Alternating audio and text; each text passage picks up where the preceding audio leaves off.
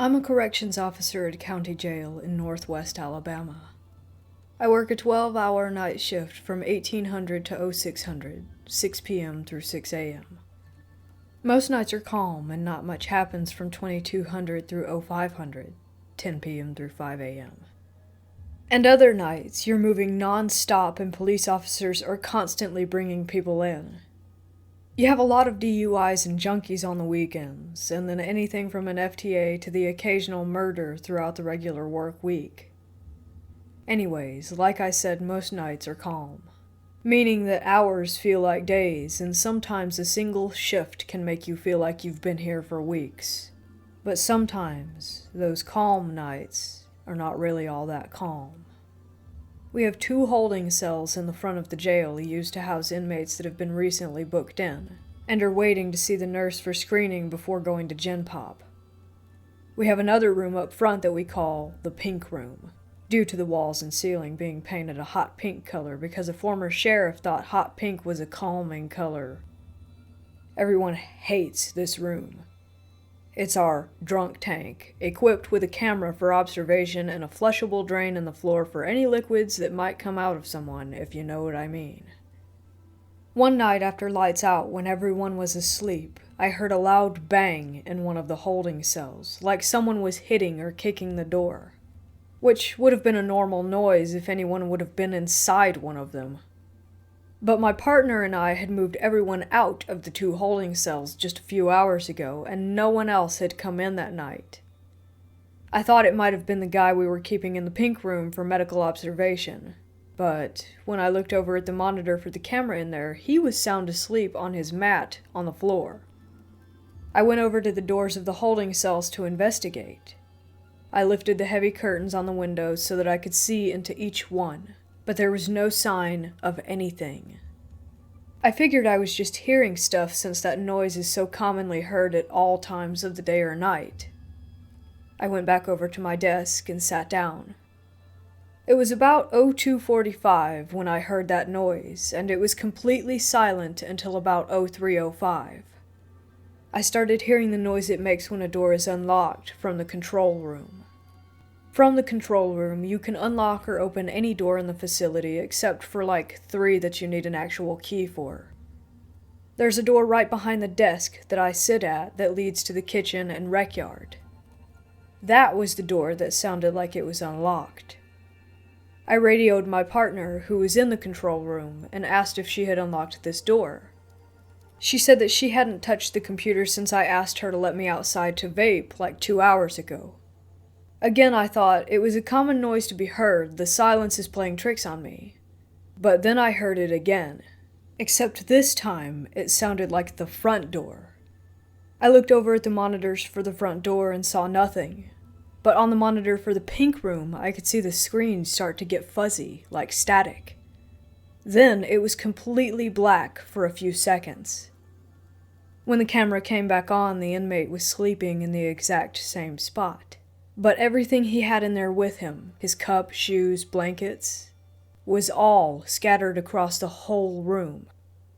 I would have heard him moving and throwing things, but it was completely quiet for those few seconds when the camera was black. After that, I decided I didn't want to be alone anymore. I went to sit with my partner and started telling her what was going on. After I told her about the doors unlocking and locking and about the guy's stuff in the Pink Room, she just laughed and said, "Must have been Christine." My partner has been working here for 5 years now. She told me that Christine was an inmate that had died in the old jail next door, and that the reason she haunts this jail is because the buildings are connected.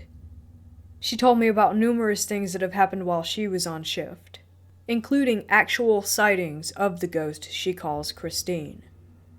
She said that Christine has gray hair down to her shoulders, and that she's wearing a nightgown. She also said that Christine can be seen walking down hallways on the cameras, inside the cells with her hands on the bars looking through them, and that sometimes you can see her face from the windows outside. It was midnight. I jolted awake as I heard a bang. I woke my partner up too in doing so. and I didn't know what the bang was until I realized I must have knocked over my glass of water, as it was all over my bedside table.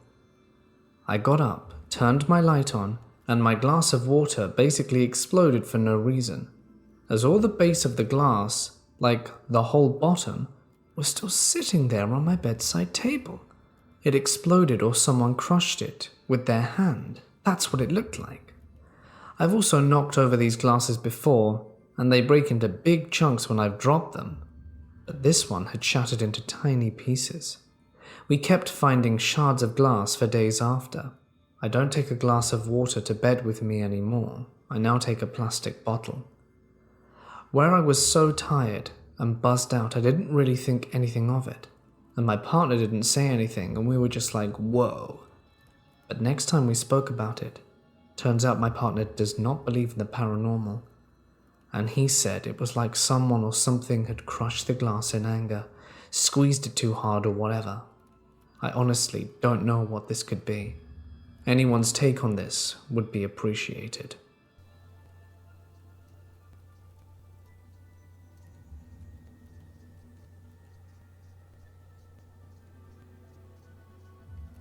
I was about 17 when this happened. I moved in with my father after living with my mom for most of my life. Behind his house is a trail in between our house and the neighbor's house. It's pretty unbeaten, but you can still find your way through it. At the end of the trail, there's a very small pond. The first time I walked back there, I found it very charming, until I turned my head to see a small porcelain sculpture of a boy sitting on a log. The paint had faded from years of sitting there. The shirt was still slightly colored, but the thing about the paint that bothered me most was his eyes. They looked so blank. But the most important detail to the story is the hands, or the lack thereof. His hands were nowhere to be seen. I shrugged it off, thinking it was just a forgotten decoration put there by the neighbor long before I had arrived. The pond behind my house afterwards is where I would go and smoke weed while my dad was home. The sculpture never bothered me too much. That is, until the day that I touched it whilst I was walking around. I walked to the very back of the pond and further into the woods and found a small, wooden, decrepit shack. I wasn't about to waltz in there and get shanked by a weirdo, so I left it as is, but I got a really sinister feeling from it when I turned my back to it. When I was making the return trip, I had to slightly lean on the sculpture as to not fall into the pond. When I say I've never felt something so sickening and evil, I mean it. I immediately let go and sat back in the small chair that I had set up and began to smoke, thinking I'm just being paranoid. Then, as I finished my bowl, I feel something tug my hoodie slightly, so I jerked my head to see. Nothing there, and I just brushed it off as a branch or something, so I took a deep breath, leaned back in my chair, and looked up at the stars, leaving my arm dangling down off of the chair. Then I felt a small, cold hand wrap its fingers around my index finger. I nearly shit myself, jumped up and sprinted back to my house, leaving all my paraphernalia at the pond. Keep in mind, it's about 9 or 10-ish, so I'm tripping over branches and vines until I found myself back on my back porch. From there, I could hear several twigs snapping and footsteps crunching pine straw heading back toward the pond. I haven't been back since, and I'm not planning on going. Between that old shed and the small, handless sculpture, the whole area gives off bad energy that thankfully I don't think I've brought into my house. When I was 16, I used to live in New York. I was going to move to Alabama, so I decided to have a party at my house. I posted the party on Facebook and it showed that 40 people were showing up. I thought that 40 was a reasonable amount of people for my party because my backyard was huge. Turns out the whole high school showed up, and it became a big mess. People started smoking weed everywhere. There were so many people, some of them had to gather around the front of the house. 2 guys started fighting and breaking glass bottles, and at this point the cops showed up. They made everyone go home and my house was a mess. I didn't have a single drink that night, so I was 100% on my senses. When everyone left, me and two of my friends went to the front of the house. We were just sitting on the grass talking about how crazy the whole thing is. This is important, by the way. That house was literally in front of a graveyard, and while we're talking, I see this tall, good-looking guy with a big smile on his face, wearing a red suit and a red hat. He stares at me, smiles, turns around and starts crawling. He disappeared in front of my eyes while he was crawling and slowly fades. I'm terrified. I can't even move. I asked my friend if they saw him, and they are too high or drunk to care and just laugh and call me crazy. The image of this guy was so clear that I can't act a skeptic anymore.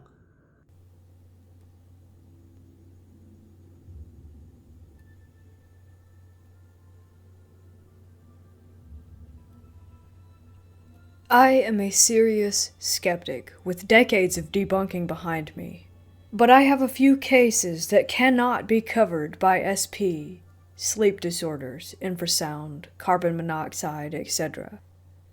One personal account occurred a few years ago after my paternal grandfather died, though this was before I dealt with his estate. I was spending a week repairing the old maternal family Bible, a damp, damaged 17th century Welsh edition, so a tough bit of work, and I went to the living room for a break. On the exact spot I was born, old family, old house, was a fixed pillar of smoke. I was a pipe smoker at the time, so recognized it by color and character, and opened all the windows to clear this mysterious miasma. It didn't move at all, and had a distinct Tonkin bean scent. I couldn't name it at the time. The exact same one that filled the hospital room during final prayers for my paternal grandfather. I'm an ex-Methodist preacher, so that fell to me. The pillar was seen and photographed by two others. 3 weeks later, I handled the estate, opened a sealed room, and found a Tonkin-based pipe tobacco tin. I spent 12 years ruling out any way that I could have known that scent, and there was no other way or means that I could know it other than spirits held me at that moment that a life ended and supported me to catalog family history. Simple and odd, but interesting. One of my best friends moved into an apartment of her own, but what we didn't know was that this apartment was haunted. We started seeing paranormal activity, like aggressive doors opening and knocking, lights flickering in the hallway, sounds of drawers being ripped open, and the sound of things being moved. We think there were about 4 ghosts, and we figured that they were poltergeists since they are all noisy ghosts. 2 of them are pretty friendly. We call them Jaden and Alex. They both have anger issues and can move things, so we classify them as aggressive poltergeists. The other 2 hang around the master bedroom. They don't do much, but they are considered to be deep in thought. They also are considered poltergeists since when my best friend opened the door of the bathroom, they came back and saw it closed. Creepy.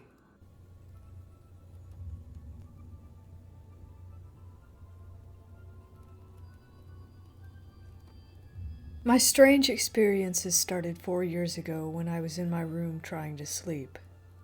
It was 2 a.m. and I was bored out of my mind. I had a projector that showed me the time. Important. The anti-burglar alarm was on. My family was asleep. I sleep in a room next to the hallway door which leads to a living room. I heard the door open and the projector stopped working. It started working when I blinked. The day after that, it was around 2 a.m. again. I noticed something heavy sitting on me. It went away after a while. I had my head covered by my sheets, so I couldn't see what it was. Those days I saw shadow people out of the corner of my eyes. The worst one was when I was in the shower. I looked in front of me, and something pink just sped up in front of me in the air and vanished right into a wall. The happenings just went away after that, for a while. In the summer of 2017, I was sitting on my bed after lunch.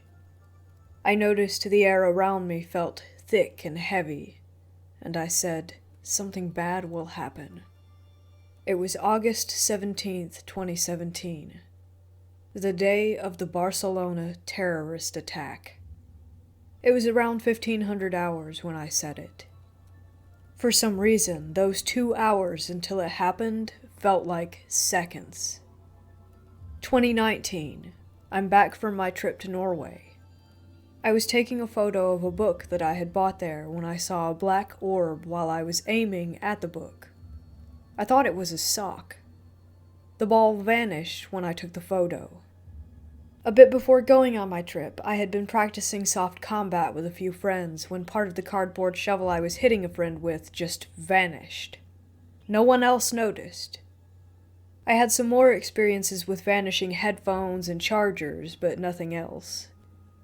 My most recent experience started a month ago, the day when high schools in Spain had to close because of the coronavirus. I was on my way home, and I had the bright idea of reading a prayer in a dark magic book that I own. A prayer against evil spirits. Bad idea. I own a few Solomonic books, and one of them warned against using black magic because the effect would be reversed. Since that day, strange things have happened to me. No shadow people, but what looks like shadow rabbits hopping into my walls. I see them out of the corner of my eye. I also saw a silver one. A huge crow vanishing into a tree. I mean huge, the size of a bike. A black iron bar floating near my window and then vanishing into a tree. I've also spotted what I think was a UFO.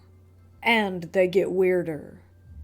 2 days ago, I was doing some work in my room and I saw a pair of shoes outside my window moving at a great speed. It was not my family. They were in the kitchen, quite far away. I checked again. No shoes. And just yesterday, my family heard me laughing in my room when I was working on something important and not laughing at all. I've been reading a book called Other Side Picnic about urban legends lately, so maybe it's affecting me? Another strange thing was the knocking on my window a few months ago. I heard it in my room and in the room where my parents sleep.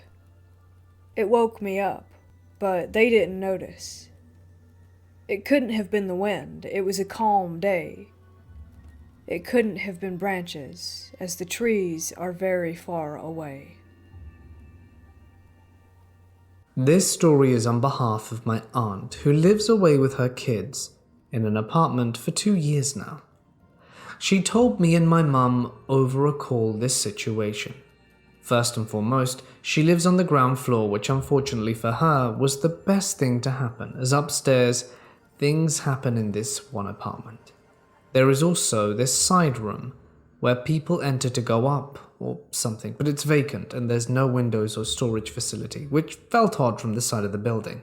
All my life I've known my aunt to be a scaredy cat. She hated horror or noises that prompt her not to sleep until she knows everything's fine. This occurred recently. She put her kids to sleep, who were younger, in their rooms, and when she was about to fall asleep she called my mum. It was 3 to 4 a.m. when they spoke long, and we are all fasting anyway, so we're up.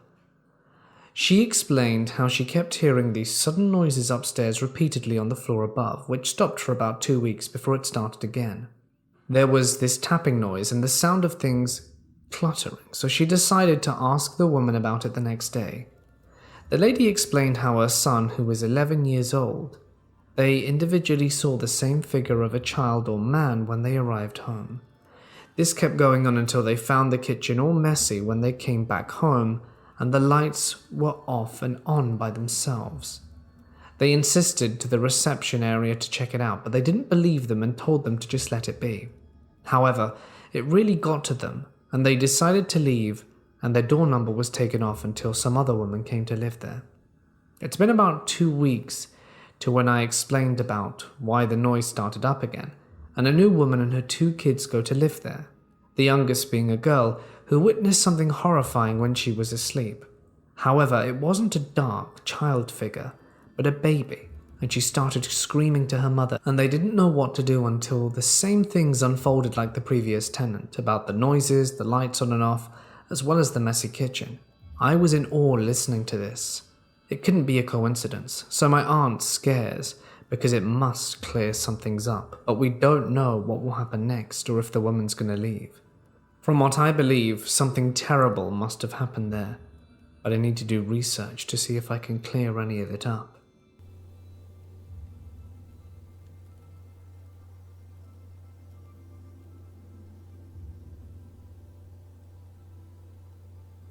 This is a short story. I was maybe 4 or 5 at the time. It was November or October. I'm assuming it was October because that day my dad and I had bought pumpkins for us to carve for the first time, according to my memory. Before we began carving, my uncle and I were in the backyard. My sister and one of my cousins were playing in a pile of leaves beside me next to a tall green pine tree, and my uncle went inside to grab a frisbee for us to catch, and a camera to take a picture of us playing in the leaves. I remember when my uncle went inside, I turned around to look at the beautiful trees. There was another apartment complex behind our own.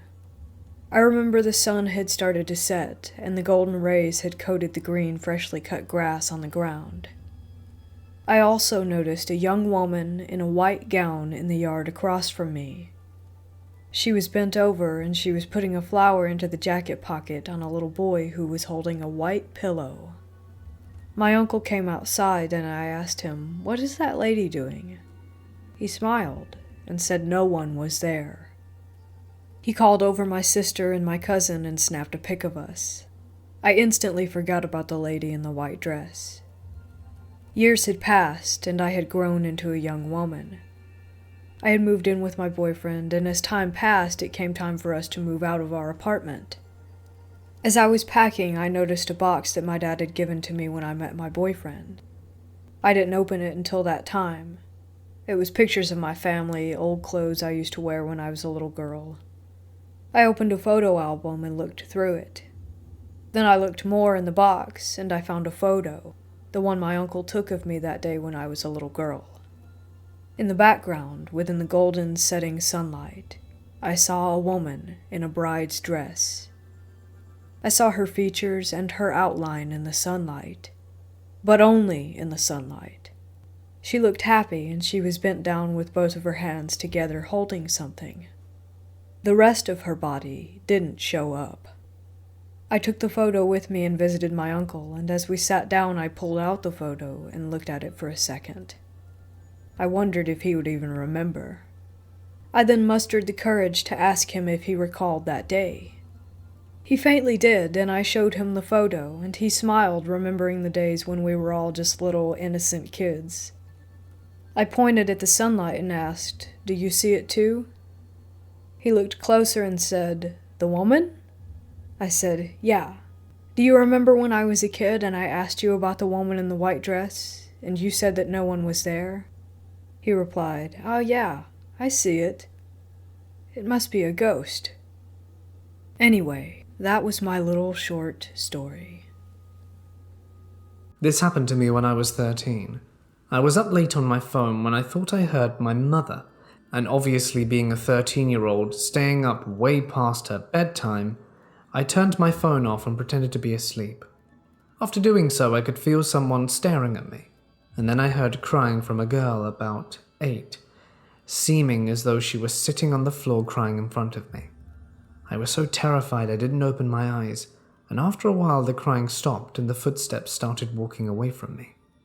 I asked my mother if she had heard anything the next day, and she didn't believe me and told me I was having a night terror, but I definitely hadn't fallen asleep before this, and my dad and sister were camping, so there was no one else in the house other than us two. I still wonder to this day what would have happened if I'd have looked at her, and wondered if she needed my help or something like that.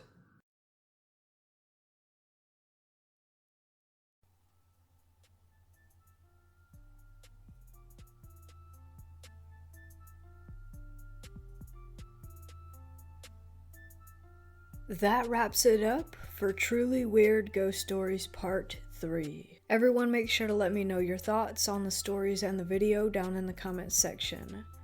As always, I really hope you enjoyed the video, and if you did like it, make sure to hit those like and subscribe buttons for me along with that notification bell, because there's literally no better way than that to stay updated on any and all new content on the channel.